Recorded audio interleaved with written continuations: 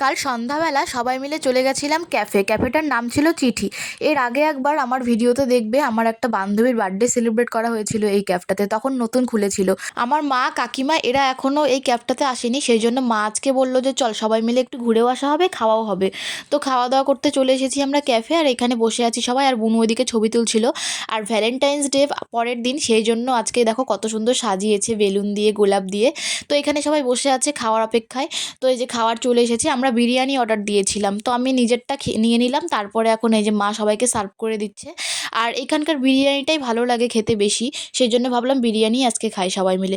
তো এই যে বিরিয়ানি এখন দিয়ে দিয়েছে, আমরা খাওয়া স্টার্ট করে দিয়েছি। আর আমার মা তো কিছু খাবে না, বিরিয়ানিও খায় না, আর এখানকার খাওয়ার কিছুই খাবে না, বাইরে গিয়ে খাবে।